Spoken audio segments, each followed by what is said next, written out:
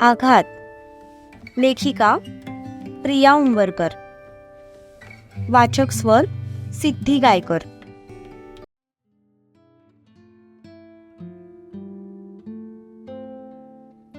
Angel. Satyajit दुर्वाचा हात पकडून तिला स्वतःकडे वळवत म्हणाला. ती बॅग मधले कपडे परत कपाटात लावत होती.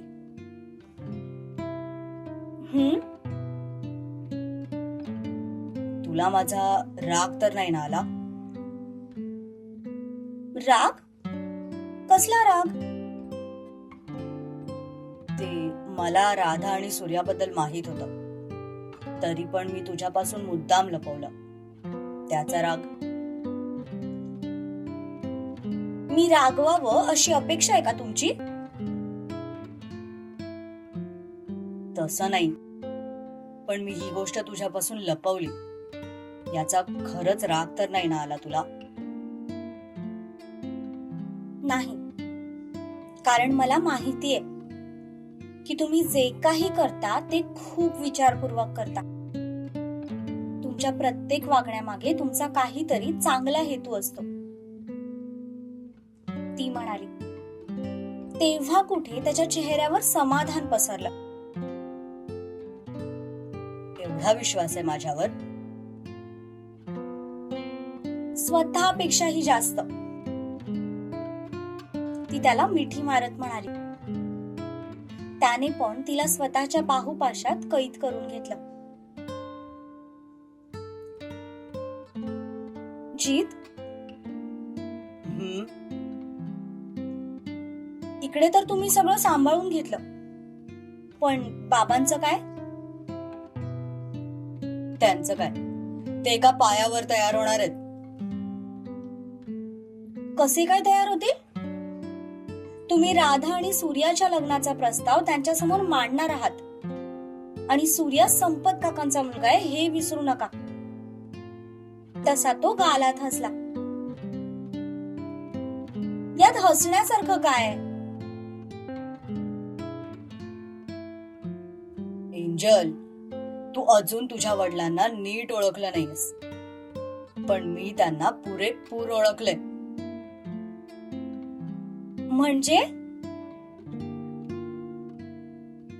म्हणजे असं की त्यांना सुद्धा राधाचं लग्न सूर्या सोबतच लावायचंय, म्हणून त्यांनी राधासाठी शिवाचा प्रस्ताव मांडला. हे तुम्ही इतक्या खात्रीने कसं सांगू शकता? कारण माझ्याकडे याचा प्रूफ आहे. कसला प्रूफ? चल, तुला दाखवतो. असं म्हणत सत्यजितने ड्रॉवर मधून त्याचा लॅपटॉप काढला आणि एक पेन ड्राईव्ह त्याला जोडला. ती पण त्याच्या शेजारी बसली. त्याने एक फोल्डर ओपन केला. त्यामध्ये दुर्वाच्या घरातले काही फुटेज होते. जीत, हे तर आमचं घर आहे. त्या दिवशी मी तुझ्या घरी हिडन कॅमेरे बसवायला आलो होतो, तो म्हणाला. तशी ती आश्चर्यचकित होऊन त्याच्याकडे बघू लागली. अशी बघू नकोस. तू माझ्यासोबत कितीही भांडलीस तरी मी तुझ्या सेफ्टीमध्ये काही कॉम्प्रोमाइज करू शकत नाही, तो म्हणाला. तशी ती गालात हसली आणि तिने जवळ सरकून त्याच्या हाताला विळखा घातला. त्याने त्यातला एक व्हिडिओ प्ले केला, जो तिच्या संक्रांतीचा व्हिडिओ होता.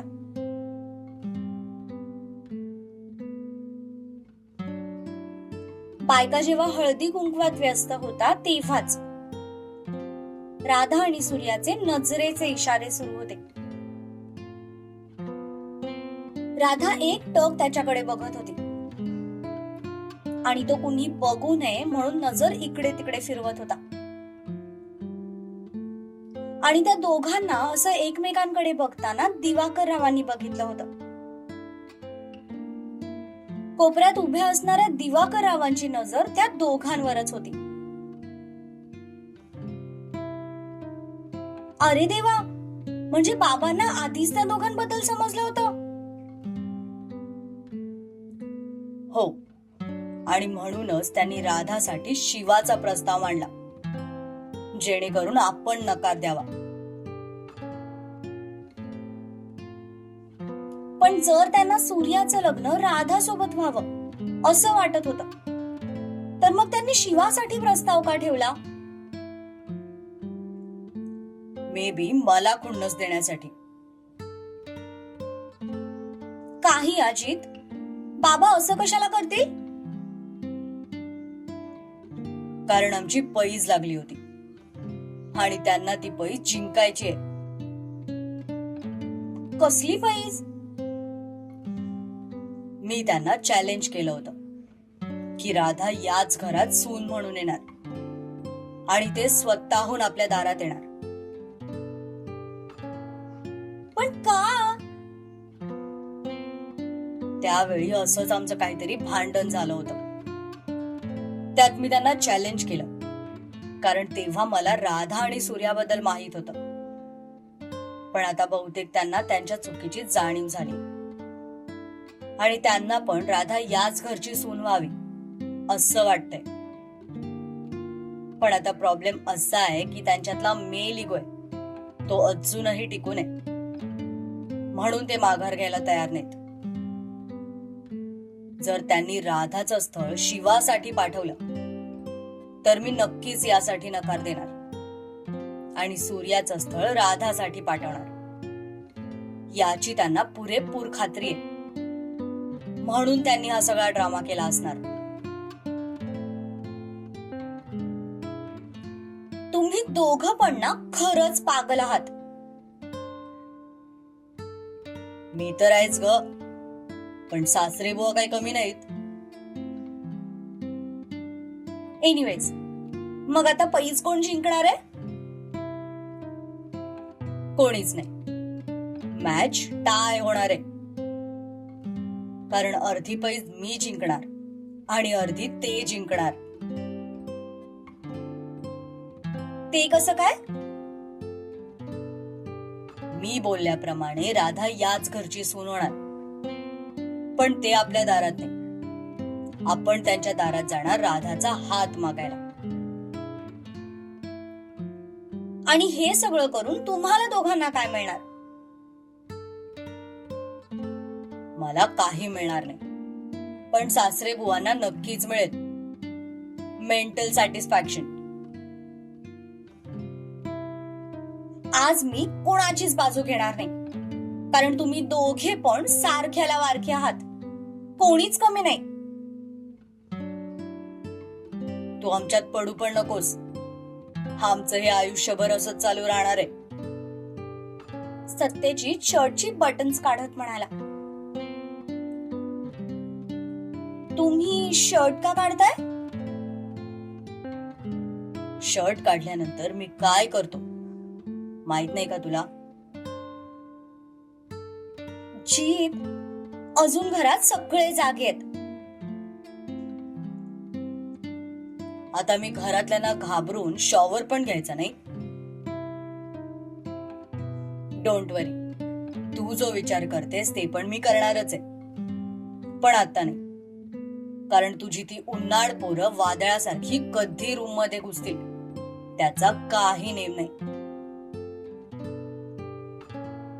वहिनी, बाहेरून सूर्याचा आवाज आला. सी, मी बोललो होतो ना, वादळ कधीही येऊ शकतं. असं म्हणत तो शॉवर घ्यायला बाथरूम मध्ये निघून गेला. वहिनी, आत येऊ का? हो, ये. मी डिस्टर्ब केलं का? नाही रे. मला तुझ्याशी थोडं बोलायचं होतं. ऍक्च्युली मला तुला सॉरी बोलायचं होतं. सॉरी कशासाठी? ते मी माझ्या आणि राधाबद्दल तुझ्यापासून लपवलं त्यासाठी सॉरी. बट आय स्वेअर मला तुला हर्ट करायचं नव्हतं. त्यात तुझी येडपट बहीण कधी हा तर कधी नाही बोलायची. तिचे सारखे मूड स्विंग्स व्हायचे. त्यामुळे मी कुठल्याच फायनल डिसिजन पर्यंत पोहोचत नव्हतो. बोलण्याच्या ओघात तो पटकन बोलून गेला. पण जसं त्याला कळलं की तो राधाला दुर्वा समोर येडपट बोललाय, तसं त्याने घाबरून तिच्याकडे पाहिलं. सॉरी. अगदी खरं बोललास तू. ती खरंच येडपट आहे आणि लहानपणापासून अशीच कन्फ्युज्ड आत्मा आहे. म्हणजे तू मला माफ केलंस? अरे माफ करायला मी तुझ्यावर रागवलेच नाहीये. इनफॅक्ट मी तर खूप खुश आहे. राधाला तुझ्यासारखा मुलगा शोधूनही सापडणार नाही. तुमची जोडी परफेक्ट मॅच आहे. आणि आमची जोडी? दारातून एक आवाज आला. तसं त्या दोघांनी त्या दिशेला पाहिलं. शिवाला बघताच सूर्याने नाक मुरडलं. दोघांची कट्टी सुरू होती ना. तुमची जोडी तर करोडोत आहे काय बाबा. एक आग आहे तर दुसरं रॉकेल. एकत्र आले की भडका उडणारच. मग काय म्हणतायत आमच्या मधल्या जाऊबाई? ती काय म्हणणार? आता जे काही म्हणायचंय ते फक्त मी म्हणणार आणि ती फक्त ऐकणार. शिवा समोरच्या सोफ्यावर बसत म्हणाला. हो का? बघू बघू ती तुझं ऐकते की तूच तिचं ऐकतोयस ते. वहिनी, लोक फक्त बड्या बड्या बाता मारतात. तू लक्ष नको देऊ. सूर्या म्हणाला. वहिनी, मी फक्त बाता नाही मारत, हाताने पण मारतो. कुणाला डेमो घ्यायचाय का विचार? वहिनी, डेमो दाखवायला मी काय पंचिंग बॅग नाही. सांग लोकांना. माझ्यासाठी तरी पंचिंग बॅगच आहे.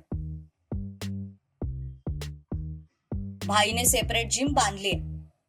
खूप हौस असेल तर तिथे जाऊन पंच मारत बसावं. मी काय करायचं ते कोणी मला सांगू नये, कारण मी माझ्या मनाचा राजा आहे. राजा असे सगळे कांड करत नाही. कधी कधी प्रजेला वाचवण्यासाठी राजाला पण खोटं बोलावं लागतं. त्यावर सूर्याने डोळे फिरवले. असे डोळे फिरवल्याने मला काही फरक पडणार नाही. उलट लोकांचीच बुबुळं आत जातील. अरे हो हो, काय लहान मुलांसारखं भांडताय दोघं? वहिनी, आम्ही भांडत नाहीये. हो, कारण भांडायला आम्ही दोघं एकमेकांशी बोलतच नाहीये. आमची कट्टी झालीये. शिवा म्हणाला. कोणाची कट्टी झालीये? बाथरूमच्या दरवाजातून सत्यजित म्हणाला. तसा शिवा ताडकन उठून उभा राहिला. दोघांनाही माहित नव्हतं की सत्यजित रूम मध्येच आहे. म्हणून इतक्या वेळापासून त्यांच्या तोंडाचा पट्टा चालूच होता. कोणाची नाही, ते आम्ही इतक्या दिवसापासून भेटलो नव्हतो ना, म्हणून थोडी मजा मस्ती करत होतो. हो की नाही रे सूर्या? हो हो, कोणाचीच कट्टी नाही झाली आणि आमच्या दोघांची तर होऊच शकत नाही. एकमेकांसोबत भांडल्याशिवाय जेवणच पचत नाही आम्हाला. आम्ही कसे काय कट्टी घेणार? सूर्या, चल, मी तुला पुण्याच्या गमती जमती सांगतो. तुला माहितीये, पुण्याला पण मिसळ भारी भेटते, पण कोल्हापूर सारखी चव नाही लेका. शिवा तसाच त्याला मागे फिरवत दरवाजाच्या बाहेर नेत म्हणाला. कसले पलटी मास्टर आहेत हे दोघं. इतका वेळ माझ्या समोर कच्चा कच्चा भांडत होते. तुम्ही आलात आणि लगेच पलटले. त्यांची नाटकं बाकीच्यांसमोर चालतात, माझ्या समोर नाही. जीत, मला आजपर्यंत एक गोष्ट समजली नाही की ते तुमचे लहान भाऊ आहेत, पण तरीही स्वतःच्या वडिलांपेक्षा जास्त ते तुम्हाला घाबरतात. असं का? कारण त्यांना माहितीये की त्यांचा मोठा भाऊ एकदा तापला की मग त्यांची काही खैर नाही. सूर्याने तरी अजून मोठं काही कांड केलं नाही म्हणून तो वाचलाय, पण शिवाने आजपर्यंत खूप वेळा माझा मार खाल्लाय. तुम्ही शिवाला मारले? एकदा नाही, खूपदा. जेव्हा जेव्हा तो चुकतो तेव्हा तेव्हा माझ्या हातचे फटके खातो. आता उगाचच त्याचं लग्न होतंय म्हणून, नाहीतर आज पण तुडवलाच असता मी त्याला. अहो जीत, तुमच्यापेक्षा फक्त 2-3 वर्षांनीच लहान आहे तो, आणि तसं बघायला गेलं तर शरीराने तुमच्यापेक्षा जास्त धिप्पाड आहे, तरी तो तुमचा मार खातो. त्याची काय हिंमत माझ्याकडे नजर वर करून बघायची. फक्त एकदाच हिंमत केली होती त्याने, जेव्हा माझ्यामुळे तुला त्रास झाला होता. तेव्हा तुझी हालत बघून माझ्यावर भयंकर चिडला होता तो.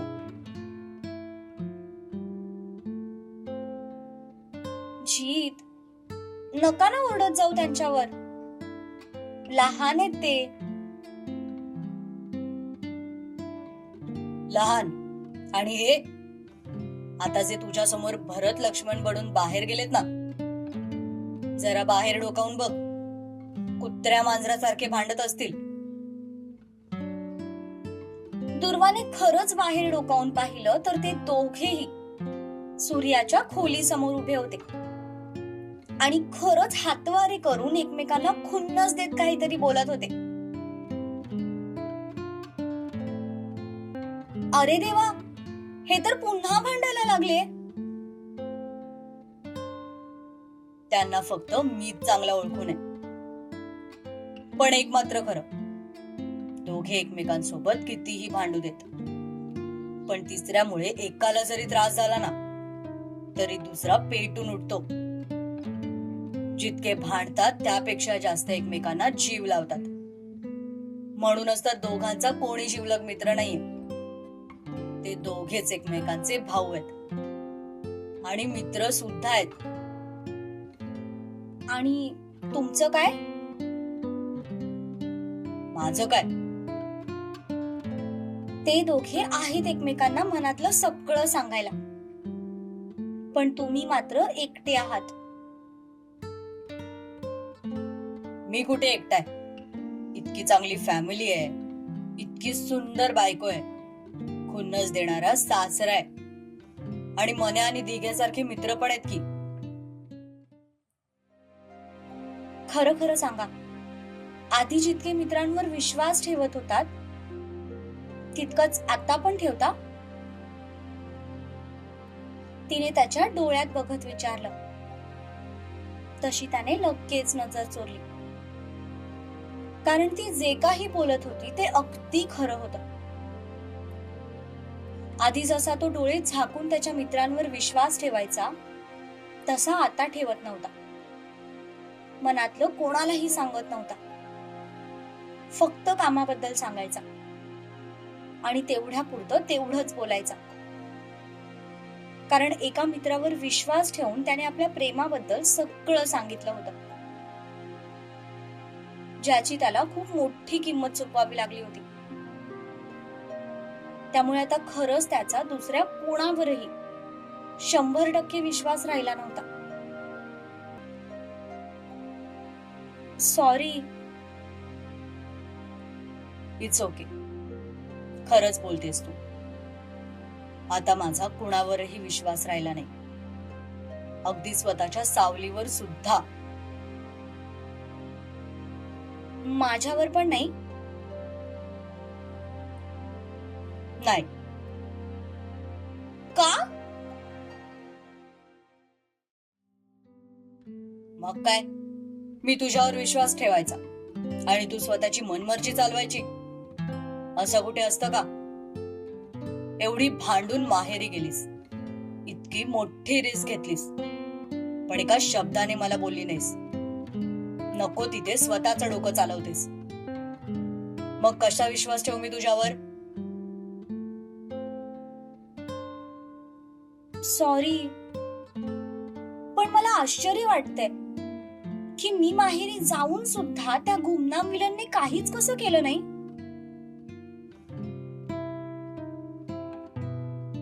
कोण बोललं त्याने काहीच केलं नाही? त्याने तर आपल्याला ओपन चॅलेंज केलंय. आपल्याला म्हणजे थोडक्यात मला. Open challenge? हो. असं म्हणत सत्यजितने तिला संक्रांतीच्या दिवशी घडलेली सगळी हकीकत सांगितली. काय सांगता? त्यांची माणसं घरात शिरली होती, मग तरीही त्यांनी मला मारलं का नाही? कारण त्या कार्यक्रमात काही माझी माणसं पण होती. तुमच्या पूर्ण गल्लीत मी सीसीटीव्ही बसवले, तुमच्या घरात सुद्धा बसवले होते, जे नंतर काढले गेले. आणि असं भर कार्यक्रमात तुला मारायला तो काही वेडा नाही. त्याला फक्त आपल्याला डिवचायचं होतं, पण तोच त्याचा सगळ्यात मोठा मूर्खपणा ठरला. म्हणजे चल दाखवतो. असं म्हणत त्याने परत लॅपटॉप ऑन केला आणि तो व्हिडिओ दाखवला, ज्यामध्ये ती दोन माणसं होती. जीत हा माणूस संक्रांती दिवशी माझ्याकडे एकटक बघत बसला होता आणि जेव्हा माझी त्याच्यावर नजर गेली ना, तेव्हा तो लगेच बाहेर निघून गेला. आणि काय मूर्ख माणूस आहे हा. त्या ज्यूसवाल्याची काय चूक होती? त्याला का मारले याने? त्याची काही चूक नव्हती, पण त्या माणसाला मारल्यामुळे आपल्याला मात्र फायदा झाला. आपला फायदा? हो. हे बघ, जसं मी तुला सांगितलं की त्या दिवशी मी माझी बरीचशी माणसं त्या गल्लीत सोडली होती आणि प्रत्येकाकडे ट्रॅकर होतं. माझ्या माणसाने त्या माणसाच्या खिशात हे ट्रॅकर टाकलं. दिसायला ते एखाद्या लाकडाच्या तुकड्यासारखं आहे, पण त्याच्या आतमध्ये चिप आहे. माझी माणसं ऑलरेडी कामाला लागलीत. लवकरच ते दोघं आपल्या ताब्यात असतील.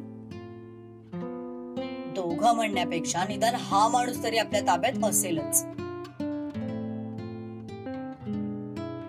वाव जीत, कसले मास्टर माइंड आहात तुम्ही. खरंच सांगते, तुम्ही उगाच बिझनेस मध्ये आलात. खरं तर तुम्ही ना CID जॉईन करायला हवी होती. मला या सगळ्यात काही इंटरेस्ट नाही, पण ऑप्शन नसल्यामुळे करावं लागतंय. बट तुम्ही मला थँक्स म्हणायला हवं. थँक्स? का बरं? हो मग, मी जर माहेरी गेले नसते तर तुम्हाला हा क्लू भेटलाच नसता. हो का? ठीक आहे, म्हणतो थँक्यू. असं म्हणत तो तिच्या चेहऱ्याजवळ झुकला. तसं तिने तिच्या ओठांवर हात ठेवला. ही कोणती पद्धत थँक्यू म्हणायची? मी असंच थँक्यू म्हणतो. असं म्हणत त्याने तिचा हात बाजूला केला आणि पुढे होत तिचे ओठ ताब्यात घेतले.